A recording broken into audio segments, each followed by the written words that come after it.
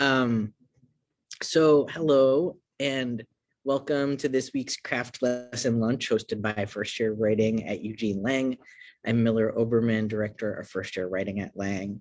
And today I will be joined for the first of our two talks on critical analysis by Elizabeth Bradfield and Alexandra Teague, editors at Broadsided Press. Next week, I will be joined by special guest Bernard Ferguson, who is teaching for us for the first time in the fall. So I'm excited about that. And today we'll just move right along. So today I'm so excited to be joined by Liz and Alexandra, who I work with as a co-editor on this project, Broadsided Press, which was founded by Liz Bradfield. I'm gonna read your bios, and I'm gonna read them out of the book because I'm just too excited. The press has just come out with a book. I'm gonna hold it up. 15 years of collaboration. So this is brand new. It even smells very new. And I'm going to read your bios from it. And then Liz is going to tell us about the project, and then we'll share some work from it. So Elizabeth Bradfield is founder and editor-in-chief of Broadsided, the author of Toward Antarctica, Once Removed, Approaching Ice, Interpretive Work, which was winner of the Audre Lorde Prize and a Lambda finalist, as well as Theorem, a collaboration with artist Antonia Contro. Her work has appeared in The New Yorker, Poetry, The Atlantic Monthly, and Orion, and she's received a Breadloaf Scholarship and a Stegner Fellowship. Liz lives on Cape Cod, works as a naturalist, and teaches creative writing at Brandeis University. Alexandra Teague, senior editor at Broadsided, is the author of Or What We'll Call Desire and two books of poetry, The Wise and Foolish Builders and Mortal Geography, as well as the novel, The Principles Behind Flotation. She is also co-editor of the anthology Bullets into Bells, Poets and Citizens Respond to Gun Violence. Her poems have appeared in the Gettysburg Review, Tin House, Missouri Review, and other journals. The recipient of a California Book Award, an NEA Fellowship, and a Stegner Fellowship, Alexandra is a professor in the MFA program at University of Idaho. She joined the Broadsided team in 2010. You're both very impressive. How many Stegners amongst you? So Liz Bradfield, will you tell us about Broadsided and how it all began a little bit before we start sharing some work from the new book? I will. Yeah, thank you, Miller. And I think we need a bio from you as well. Will you, before I start, will you read your bio? Because you're a co-editor on the anthology. Not reading my bio. Everyone here knows me too much. Can I read it? Yes, you can read my bio. Okay, I'm going to read Miller's bio. Hold on, because Miller, we are so happy, is the third editor on this anthology. And Miller actually came to be an editor at Broadsided because first he sent us poems that we loved, and then we invited him to be a guest editor. And as guest editor, we just so appreciated his mind, insight, camaraderie, that we were like, please, can we keep you forever? And graciously, he said yes. So here's Miller, if you don't know him already. Miller Oberman is the author of The Unstill Ones, Poems and Translations, published as a part of the Princeton Series of Contemporary Poets 2017. He has received a number of awards for his poetry, including a Ruth Lilly Fellowship, 92Y Discovery Prize, and Poetry Magazine's John Frederick Nims Memorial Prize for Translation.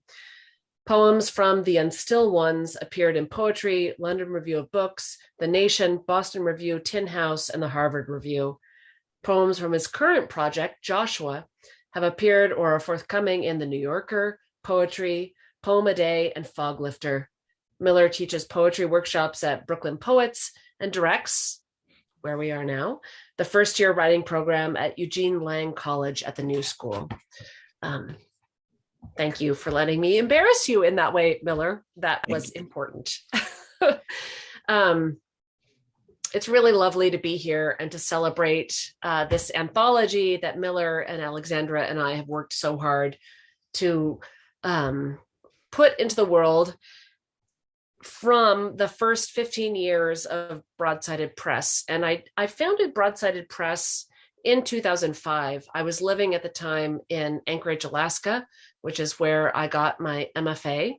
And I chose to get my MFA there because I wanted to live there. That was my whole reason for choosing my graduate school program. I don't advise anyone to follow my decision-making process, but it was great for me.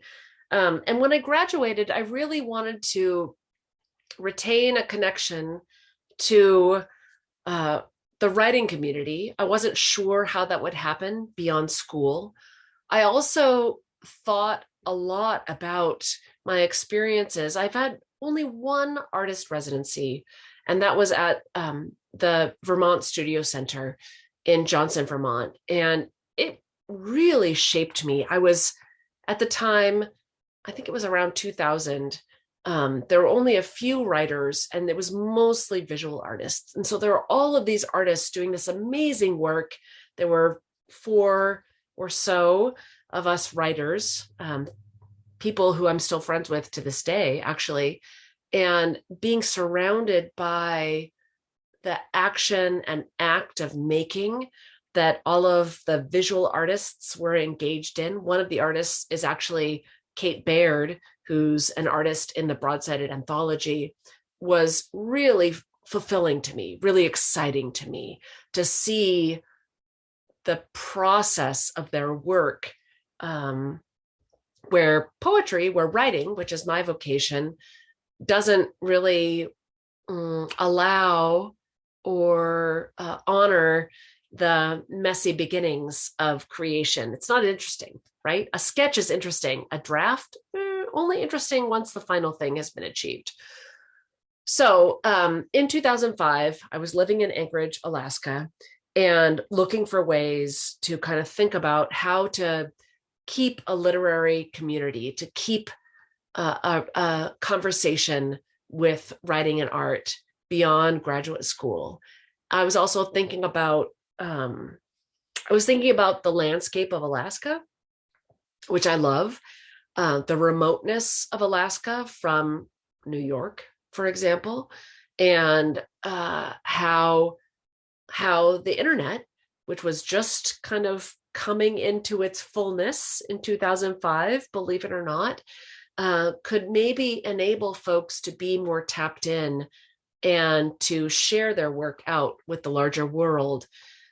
And so I wanted to bring together Broadsides, this old, beautiful tradition of an art form, a letterpress art form, and the internet, easy access, super democratic.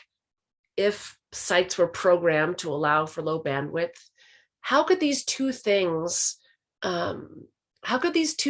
enable an innovative literary publication to get out into the world? And more importantly, how could I enable writing and art to be in conversation and to invite people who wouldn't ordinarily seek out poetry or visual art to engage in both of those forms? And so Broadsided Press was begun with the help of my early editor, Mark Temelko, who was a grad school fellow and someone I admire so much to this day.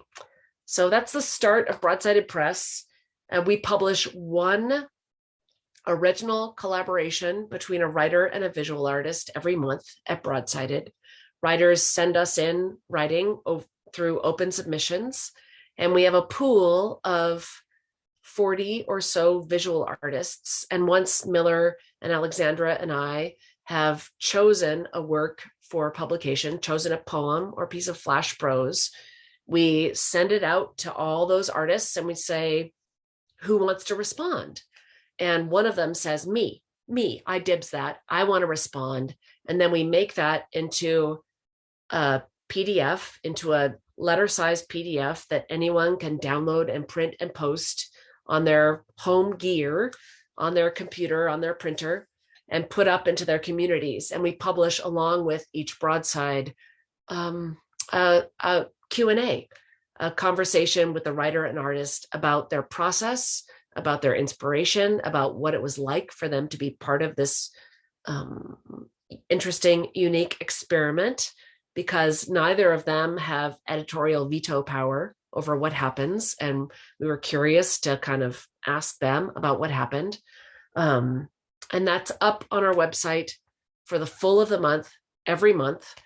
And now this beautiful new anthology has come into the world, holding 50 broadsides from our first 15 years that Miller and Alexandra and I have curated and edited and offered. And I think that kind of covers it. Miller, back to you. I have a question, which is so, and I put a link in the chat for everyone who didn't see it, that you can go to broadsidedpress.org and check out. There's also an archive of every one of these broadsides. It's one of the things that really attracted me to the project was how the old-timey feel of it. And even as you were just talking and saying with your gear that you have in your home, it strikes me that so many people don't have a printer anymore. And one of the things that has happened with the project is that we now have all of this stuff going on social media, because of course people are finding ways to print and posting these broadsides out in the world, and then they photograph it. And then they post their photos on Instagram, they tweet them. And I think it was just funny listening to you talk, and you said something like the beginning of the internet. And I guess my question is just, would you have ever thought there would have been this aspect to the project that was actually so liminal? I wonder what Alexandra would say. Well, I wasn't there at the very beginning. I came on board in 2010, I guess the bio says. Liz and I met in 2007 in the Stegner Fellowship, and I loved this project from the very beginning, but I've definitely seen that evolve. The people tweeting out, Instagramming, so on, what they're doing with the broadsides is a whole other dimension to it. And I think that there's sort of a wonderful circularity between this thing that is published online and then makes its way out into the world. I mean, we've got this meta photo within the anthology of somebody taking a picture of somebody else posting the broadside and so on, right? I mean, there's this wonderful way in which the broadsides move into the world. People interact with them in physical space, see them at a bus stop, see them on a telephone pole, see them by a drinking fountain, wherever, which is so great. And then images of that make their way back onto the internet. And, but I think that that's a really interesting question and point, Miller, because a lot of people don't print in their homes anymore, but they are still finding ways to get these images out there. The whole goal, I mean, I just love that the goal is to bring poetry and visual art into spaces where we wouldn't usually see it, and take it out of just poetry books and gallery spaces and really say, this is part of the conversation. This starts conversations. That was a great thing, a broadsided panel that we just had at AWP. People were talking about the kinds of conversations, like posting them in their workspaces, and then people having very different takes on what the same poem meant. But how often do you find yourself, unless you're in a poetry classroom, just like chatting about different interpretations of a poem on your lunch break? That doesn't usually occur. So. Yeah. And one of my favorite places to post broadsides, honestly, is bathroom stalls. I mean, as a lady, which I use with big air quotes, I sit down to pee. And so whatever is in front of me, I'm going to pay some attention to. And I love posting in bathroom stalls because it's a little moment, right? Maybe you're on your phone. Hopefully you're not, but it's something else gets introduced and you can engage and question, and you're free of the judgment of being watched in terms of your appreciation, right? At a reading, in a library, there's a sense that someone is watching you watch. In the bathroom stall, that is your space. No one's watching you, let's hope. And you can take your time and, like it or not, but to introduce poetry and art into that kind of space, to me, is the most thrilling, subversive, generous thing that we can do. I think too, just thinking about what you both have just said, is that one of the things that I often find about being a writer is that it's very solitary. And I think creation is often somewhat solitary. And then if we're in a school environment, maybe we get feedback in a class, but taking these kinds of texts outside of the classroom, but also outside of that solitary space, and particularly for the writer and the artist. I also think we're not used to collaborating. And in this sense, in a way, it's a collaboration that doesn't have a lot of back and forth, but sort of magically happens. But I think so many, especially writers, we're really not used to collaborating. And there's something collaborative in the process that I think comes through after the process is completed, because it becomes this larger collaboration, whether it's in the bathroom or somewhere else. I'm now just thinking that at Lang, maybe tomorrow or the next day, I'm just going to start saying broadsides in every bathroom stall after what you said, but which would be a dream. But yeah, it's really, I think it's a very generous project. It's part of what drew me to it.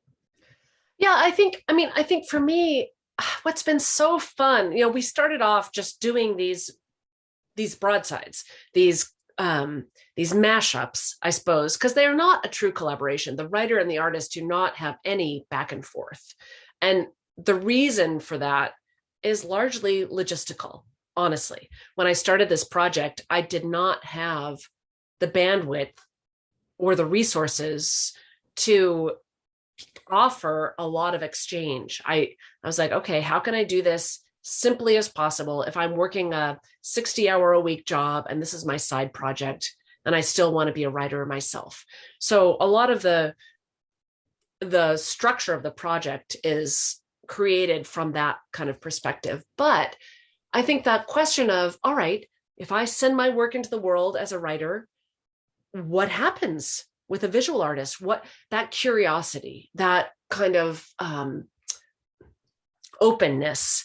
I think about, Jane Hirschfield sent us a poem unsolicited, and she was super curious to know what an artist would make of from her work. And that engagement, I think, is a real thrill. And that's why we started publishing every month the Q&A, a place where the writer and artist could talk about both why they brought their work here, what happened once it became a collaborative broadside.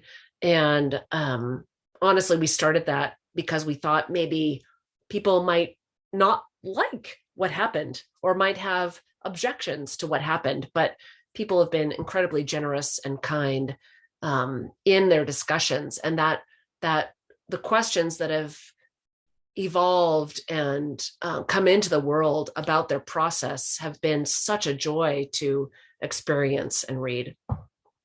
I think part of the gift of the project is that there's not the back and forth between the writer and artist during the process of creation, because then the writer really feels as though the art is made as an offering in response. There's something about letting go of that control and seeing something come back. And we hear that again and again in the Q&A, that people are just really honored that somebody would love the poem enough to want to make something in response to it that then allows them to see it in a new light, that again, they're not in control of the meaning of, and that the Q&As really reflect that. I was thinking too, what you were saying, Miller, about how solitary writing is. And I was thinking about the artist note that we've got from Stacy Eisenbarger, who's one of our visual artists who's participated in Broadsided a lot. And in the anthology, she wrote us a note. And I'd just like to read the first paragraph because it speaks to this, but it speaks to how I feel as a writer too, that I think much of my best writing comes from having researched something, having overheard a story, having looked at an image. I'm not just making in a void. But what Stacy says is, as an artist, I rarely wish to start creating from a vacant space.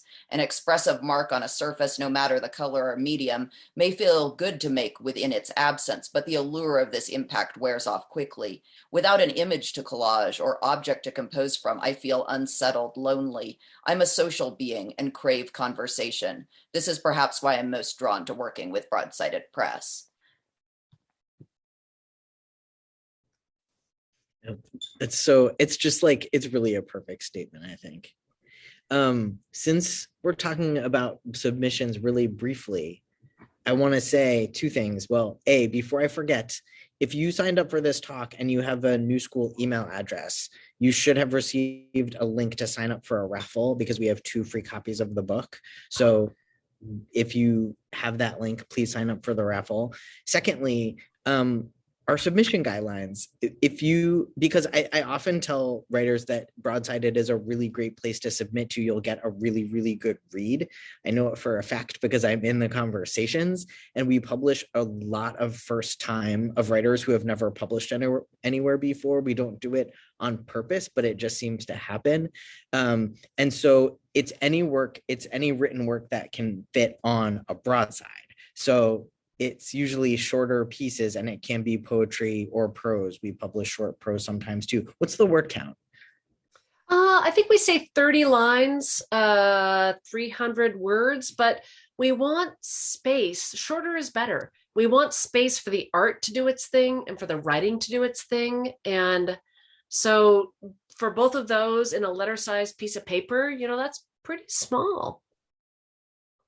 Yeah. And I think there's something about thinking about, if you think about something that you've written that would really look that would be arresting when someone would be able to stop and look at it, and thinking that somebody might not necessarily have a ton of time is something I think about too. This is a great question. Are you also looking for more visual artists? Yes, we are. Always. We are. We are always looking for visual artists interested in being part of the project. We try and make sure we have a range of visual styles. We have watercolor folks, we have sculptors, we have fabric artist people, we have people who work mostly in oil, et cetera, et cetera.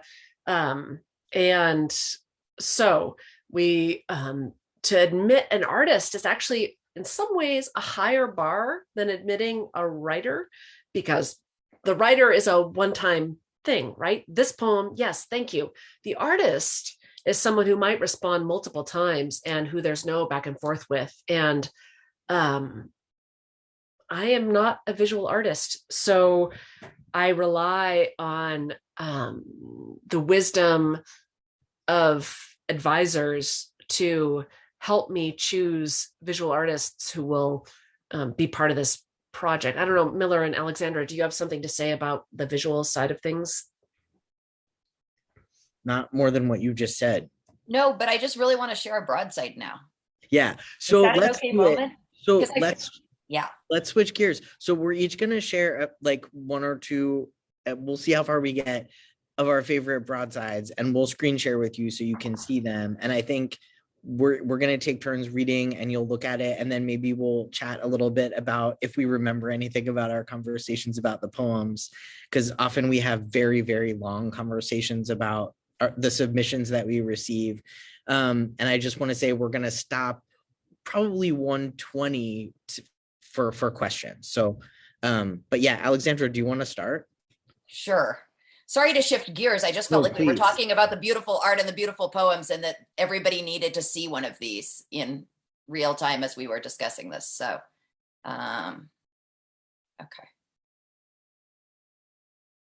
So this is the poem Once Was by Adina Schoem, and the art is by, I'm probably not saying her name right, Margrethe Hansen. Is that close enough, Liz? Okay. And I do remember this poem coming in. I'll read it to you all and then say some things about why I think this is such a fantastic broadside. Once was, the baby has fallen behind in laughing. She should have learned how to do it by now. She throws her wide mouth open, no teeth, no sound. I tickle her all over behind the ears. She only coughs. The other day, while she was napping, the sun beating in through the blinds, she started to shimmer like a hologram. Once she learns how to be human, she'll never not be again, as long as she lives. And here's a fantastic post of the poet and child posting the broadside up on a wall, and then another place that the broadside found itself by a Chicago underpass. And so one of the things that the anthology does so beautifully, and the website does, is show all these places that the broadsides end up out in the world. But this poem, I remember when it came in, I mean, we've got kind of a running joke in Broadsided, two of us as editors, Liz and I do not have our own children, and I feel like I don't think of myself as a baby person, and yet somehow I managed to gravitate to a lot of baby poems that come in. But this one really grabbed me from the first moment because of that just incredible move that it starts making with that, her starting to shimmer like a hologram, how beautiful and kind of surreal that image becomes. And then this huge truth of what it means to become human that comes in those last 3 lines that just guts me and surprises me so much. And I love this broadside because very subtly through the shift in color, those last lines are against that darker blue background that just really makes them stand out as this distinct part of the poem. And I know that in the Q&A, that the writer said that she was surprised that the artist had chosen not to focus on the babiness of the poem, which I think is also so right, because it's a poem about these existential questions of what it is to become human. And I absolutely love how dreamy this imagery is in the background. One of the things we always talk about with Broadsided is that we want the art to not just illustrate the poem, but to offer a response. So there's this conversation between them. And so there's so much to think about in the art, and there's so much to think about in the poem, and moving back and forth between them. And they're not saying the exact same thing to me, which I think is wonderful. And I mean, I could go on about this, but back to what Miller was saying about, something that can be taken in a brief amount of time, but that you can also linger with and reread. And that also we tend to pick poems that do speak to aspects of the human condition that, again, I don't have my own children, but I have children in my life, and I was a child, I know what it is to grow up, to learn to be human. And so we want things that will, resonate with a wide range of people. This is one of the many broadsides that I obviously I love all 50 of these and so many more that we couldn't fit into the anthology. It was brutal to choose, to be honest. We love every piece that we have published and chosen. And what Alexandra is saying about the human condition, I think oftentimes we try and apply what I call personally the mom test. Like my mom is super smart. She's amazingly astute. She loves to read, but for a long time, she's felt like poetry was some other language. And that is part of the reason I started Broadsided, because I think that's crazy. Poems, as a poet, poems speak to this huge truth in our lives, and they're not supposed to be clever. They're not supposed to be alienating. They're supposed to help open up these parts of ourselves, I think, that are the most vital aspects of our questions and our concerns. And I want to invite more people to engage with poems. They're not supposed to be riddles too, right? I always say that to students, and they're supposed to be things that we live into and through, and that we change our understanding of over time, and that might strike us just at the level of language or just at the level of image or so on to begin with. And I think that this invites that kind of living with and through. And I think something else that happens with the image is that there's something happening in the white space of the poem. I mean, poets think a lot about white space and what happens in that, really powerful stanza break between the baby has fallen behind and landing in laughing. But on the page, that would just be white space. But here, that's world that's kind of spilling in through the image. I mean, that's one way that I think about it. So I love that also brings that layer of like, there's things in the white spaces of poems. There's the rest of our lives that exist there too. Yeah. That broadside, I think, is such a perfect one to start with and to show we too. And I know you took it away, but the place where it goes from the yellowish color to the blue, that also happens in a stanza break, and it's sort of halfway through, and it just looks like this horizon. It's so beautiful. And I think just having it be in that white space, and it almost splits the white space in half and makes more room within it. I was just before this, I was in class, and we were talking about a poem in my class, and we were talking about how poems are sort of like a house, like a place you can inhabit for a little while. And I think bringing that visual aspect to the poems makes that even more true, because it just adds another dimension to it. That's really, while we were talking about this, it makes me think, Liz, that you should read The Complicated Thing. Oh, sure. Because I Hold know you on. had that on your list, and I just think it's another really good example of not something being, it's highly poetic without being alienating. Yeah, let me share that. And actually, it's a great, thank you, Miller, because in addition to the beauty of this broadside, it's also an example of what we call the switcheroo. And for 24 more hours, we're inviting folks to, I'm going to switch over here. I think you can all see we're asking people to respond to this visual image, a beautiful cyanotype by one of our artists. This is an annual feature we do every March, April. We call it the switcheroo because mostly artists respond to writing we've chosen. And once a year, we feel like, all right, what happens if we post an image and ask writers to respond? So this year, we've posted this cyanotype and we're asking writers to respond. And The Complicated Thing, we had posted this amazing sculpture by Janice Redman and asked people to respond in words. And this is the poem, the flash prose, the whatever that we selected to pull together into a broadside. And I'll read it. The Complicated Thing. Hold on, let me get my glasses. All right. We found it in the junk drawer. I held it to the light, admiring the precision. You tapped your phone and jotted down numbers while it lay outstretched on the opposite side of the table. I touched its scabbed muzzle. It grunted. In the other room, you buried your face in its soft torso. The sun cut a line across its belly. We stuffed it in a latex suit and controlled its breathing with an intricate series of tubes. We wedged its head between wheel and concrete, then slowly rocked back and forth in the front seat. I took my heel to it. I let it starve over a weekend. You slapped it on the cutting board and chopped off the fat. The oil sizzled so loudly, I couldn't hear what you said. It shuffled across the tiles, toenails clicking out of sync with its wheezing. We locked it in a freezer and left it for the city. We were very sad. Our faces soaked in the TV light. I wondered what weapons it had pulled from its pockets. We all knew the statistics, knew someone. You palmed my face. It tore down the alley as if a storm were in tow, barking its lungs out, showing its brains to anyone who looked.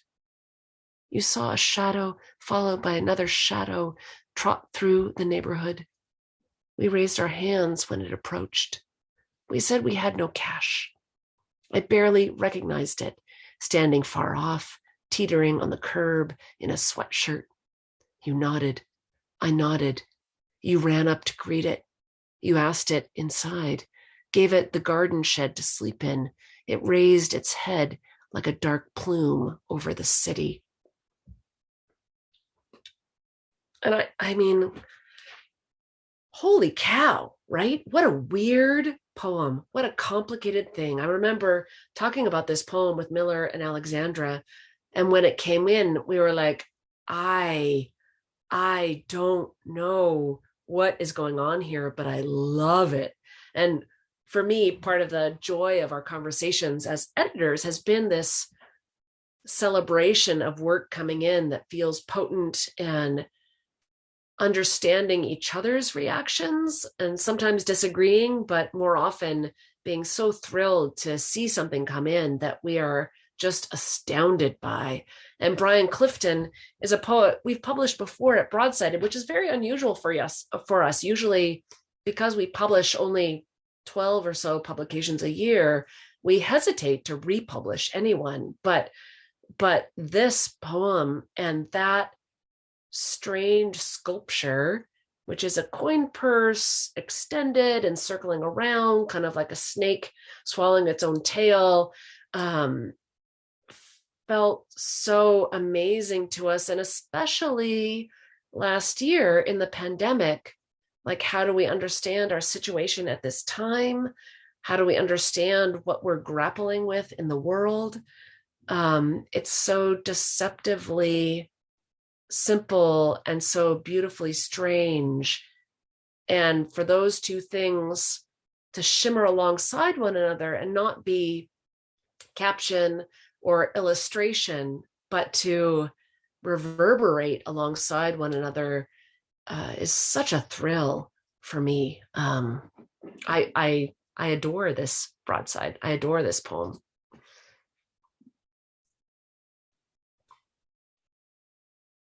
I think there's something to me about the way that it plays with what's organic and what's inorganic that is so just creepy. And I mean, it's a scary poem. The image also, like, I think it almost looks like an organ in a way, but it's not organic material. But I think for me, the poem plays with what is and isn't organic material. And it also plays with time in a way, because just that first opening sentence, we found it in the junk drawer. It's like, I'm definitely reading whatever comes next when I read that sentence, because I know what a junk drawer is. And I can't believe that there's going to be a poem in there. But of course, like, it's sort of like, why didn't I think of that? Yeah. Yeah. Just the junk drawer is so fertile, right? It's such a fucking fertile, weird space where all of your crap that you need nearby, but you don't really want above stuff is, kind of isolated or shoved. And I know what's in my junk drawer. What's in your junk drawer?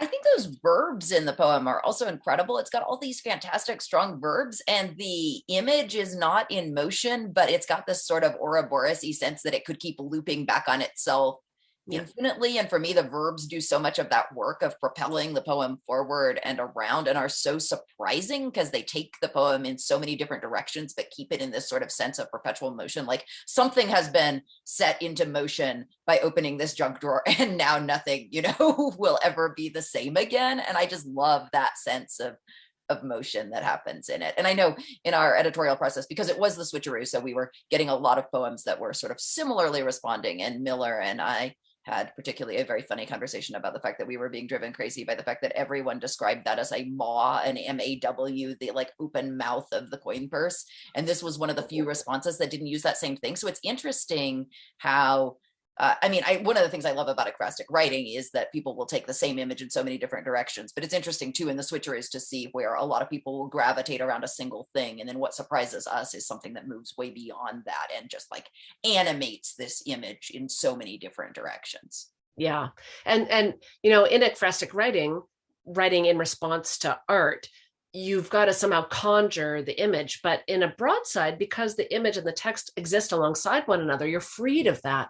So what could shimmer alongside and make a more interesting third conversation? And that's really interesting to me. Yeah, because that poem or prose piece, if that's what it is, like, I don't know what it is. But what it does somehow is speak to the feeling of that piece of visual art without describing it at all. Yeah. And almost the piece of art becomes the junk drawer.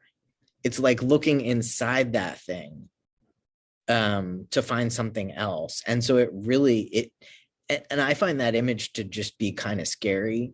And I think it speaks to that. It expresses it without describing it in this way that is really special. Yeah, we're so lucky for the visual artists who were involved with this project. I mean, that's a sculpture by Janice Redman.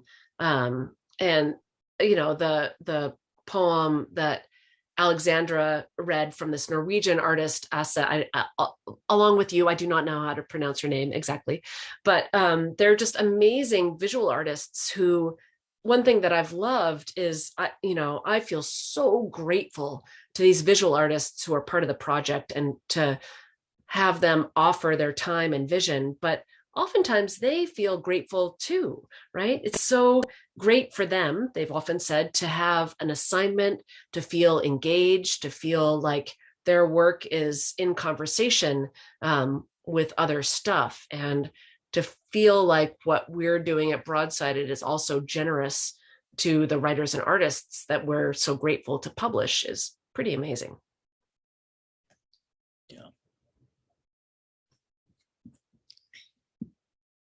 I think I'll share Think Well of Us. And speaking of poems with that sort of have children in them, all right, I'm gonna share my screen, and this is one of my favorites, by Luiza Flynn-Goodlett, and the artist is Douglas Culhane. And I've been obsessed with this poem since it came in, but I also want to mention that Luiza Flynn-Goodlett is the poetry editor at Foglifter, which is a journal that we have the new, I think, managing editor, MJ Jones, is going to be here speaking with us in a couple of weeks. So it's a great journal that we'll be hearing more about soon. Think Well of Us. Though we rats fled this ship before it sank, what little time we had, we spent gnawing rinds, squealing. And yes, we saw it coming. Closets of unworn winter clothes, a bonanza for moths. Even so, we woke at noon, ate oranges by the bagful. Can you forgive failures, operatic at this distance, salt and sea gone desert, fire ants lacing floodwater with red ribbon? Heat buckled concrete tripped us, but we caught ourselves, kissed the top of your head in the carrier. I know we can't leave you here, but we will.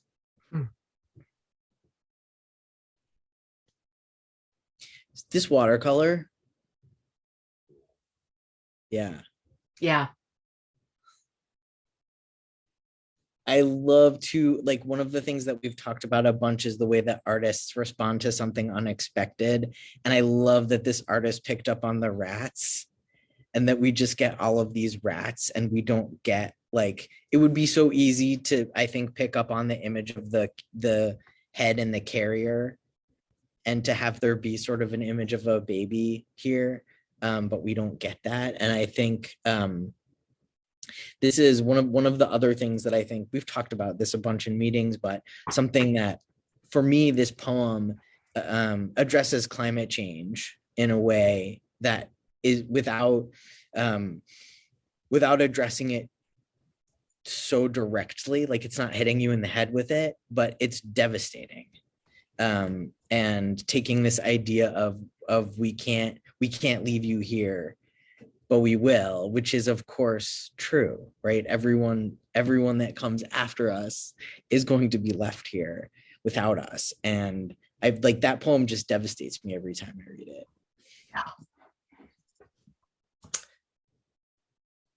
Yeah. And I think, one thing we do every month is publish this Q&A, right? This conversation between writer and artist. And I think Luiza was kind of shocked by the appearance of the rats, but also shocked and delighted, which I love. And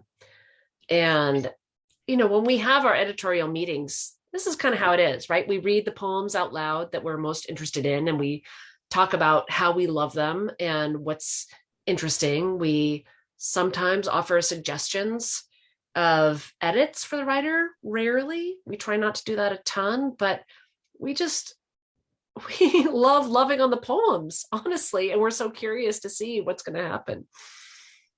One of the things that happens a lot in those meetings too is that one of us will be really taken with something about a poem that the other ones might have read over quickly. It just didn't catch them in that way, and slowing down. And I mean, we try to take our time with all the poems when we're originally screening them too, but there's something about slowing down and hearing it read in the voice of the person who's really excited about it, and then talking about why they're excited about that. Often we find things that are just remarkable that then I'm like, how did I read over that the first time and not realize how good that is? Miller, you're so right, or Liz, you're so right, And by the same token, sometimes there's something that's really tripping one of us up about a poem that we can't get over, that is not working in some way, and then we really unpack that. And it's really rare to get that sort of opportunity, I guess, outside of a workshop, to slow down and think a lot about what makes a poem tick, and then think about, like, what kind of language do we put to that?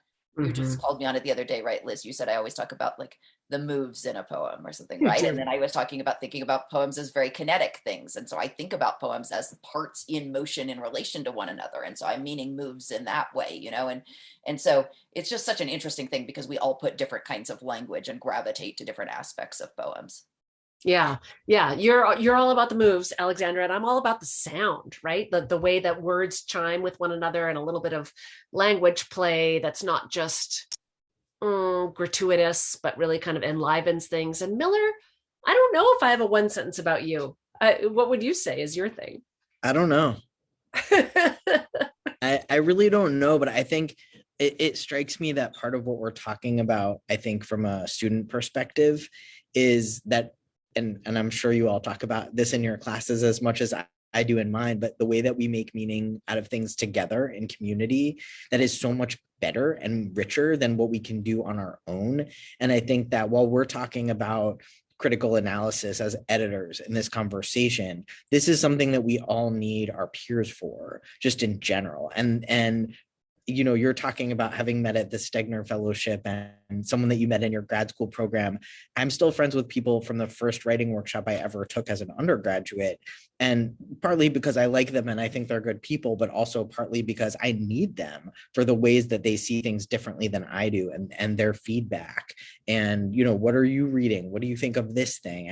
And how important it is that we make these connections with each other, and sort of nurture them and keep them. Because what we do in our meetings is, it's lovely to have that space for it. And I often think, you know, I wish that the writers I wish we could record the conversations we had about some of these poems and share them with the writers, because I think it would be really valuable to them. But these are conversations that you don't have to be in an editorial capacity to have. Yeah. And I think for writers in the room, I think, let me just say that, you know, what comes home to me again and again from our editorial meetings is just that we're eager to find good work. We don't care where you published before. We don't care. Is the poem good? If it's good, we are so excited, and we're so excited to find it, whether you've published 12 books or nothing.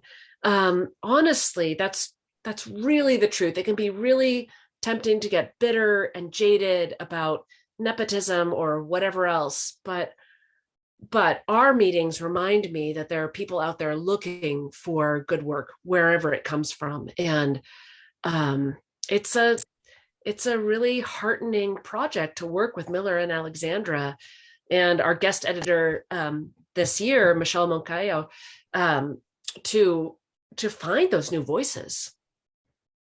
Yeah. I want to invite people to put any questions that they have in the chat. We will keep chatting because that's what we do. But please, any questions that you have about publishing, about editorial process, about like how to make a project like this for yourself, any questions that you might have, feel free to put them in the chat, or just unmute yourself and go wild. Yeah, I'm thinking that we haven't talked about the translation features that we have sometimes, which are often some of my favorites. And we have also a special translations editor. Although we've also at times, we published translations outside of the translation feature as well. Yeah, but every November, our translations editor, and actually I'll share a screen because this is one of the poems in the anthology that I often see people flip to and respond to, like, wow, that's beautiful. And I love it. And it's one of the poems that's from our translations feature. And our translations editor is C. Marie Furman. She's an amazing poet based in McCall, Idaho. And we publish every November, 2 translations. And they've kind of gone through various iterations. And the thrust of this feature has really been shaped by Sean Hill, which was who was an editor with Broadsided for many years, and really wanted to advocate for more poems being published in languages indigenous to the Americas. And so it started with him, and C. Marie is now the translations editor. And this is a poem in Tlingit and English by the poet Ishmael Hope, who's Inupiaq and Tlingit, both languages based in what the United States calls Southeast Alaska. And we love being able to offer poems in English and their original language, especially when they're Indigenous languages. There are so many great language revival programs that are happening around North America, South America, and to be able to have the visual texture to invite people to stumble through the pronunciation of a language that's not familiar to them, and to honor the first languages of this place is really, really important to us. So yeah, that's one thing. That one is so beautiful. Yeah. Aiden asks, could you discuss the steps taken to publish work? Alexandra, do you want to take that, or Miller? So meaning the steps that happen once somebody submits work to us, or what happens once we select it? Yeah, I have that question too. Do you want to unmute, Aiden? I guess what I'm asking is, because I'm curious, what are the what steps do you need to take in order to publish something like a written work in general, I suppose, because I keep hearing different people say different things in regards to like getting work published. Yeah, absolutely. That's such a great question. Thanks, Aiden. I can start it. So, I mean, usually when you're submitting work for publication, you send a selection of poems, usually if it's poetry, 3 to 5 poems at a time. And I usually recommend to people and to myself to send a range of things. And that's something that we see at Broadsided a lot. You know, it's like we might not love 4 of the poems, but the 5th one just blows us away. So sending a range of different styles. I mean, sometimes people send multiple things that are all part of the same project, and that's fine too, you know, that are on the same themes. But usually sending a little bit of a range of work and making sure that it's work that you feel like is revised and reworked, you've gotten feedback on, and you feel really strong about, you feel excited to share it. You feel like if somebody accepted it for publication, you wouldn't be sad to see it, you know, archived forever and ever on the internet, or, you know, in a print journal somewhere. And then it's standard to write a little cover letter, just saying the names of the pieces you're submitting, and you know, I'm a student at such and such a place, or you know, if you have published something someplace else, what that is. We really don't pay much attention to cover letters. I think a lot of journals don't. They mostly just want the strong work itself. And then there's the waiting process. At Broadsided, we try to clear out submissions. I mean, once you've submitted, some journals charge a small fee to submit, like $1 to $3. Sometimes they'll waive that for financial need or for people for various reasons. But then usually there's a wait of anywhere from a few months to, unfortunately, you know, 6 months to a year to hear back from journals. And so it's often normal to submit the same piece at multiple places at the same time for that reason. You know, we try to get things as quickly as we can, but we all 3 have full-time jobs, and Broadsided is just a labor of love. So, I mean, those are some of the pieces that go into it. And I will say one thing for undergrads is that, you know, if you have a social media account on whatever platform, journals, they regard you publishing your work on that social media platform as a publication. And journals, Broadsided included, like our cachet is to be the first person to introduce this work to the world. So don't publish it on your own site. If you want it to be published by someone else, hold it back. You can publish it yourself afterwards. What most journals will take is what's called first North American serial rights, which means we are the first to publish this. That's huge for us. And then the rights revert back to you, and you can publish it again in any form you wish. But self-publishing can also often limit your ability to be part of a conversation in a journal's archives, records, publications. That's a really good point. And I was also going to add that most people are submitting simultaneously to many places. every place that you might think about submitting to will have its guidelines up usually on their website, and they'll say like you can send 10 pages or you can send 6 poems or whatever it is, and just follow their instructions. And then if you are accepted somewhere, right, there's ours. If you're accepted somewhere, you want to have kept a record of where else you sent so that you can withdraw your work, because otherwise, you know, it doesn't look good for you. And the other thing is to keep a record so that you can withdraw, but also to just keep going. And I think not being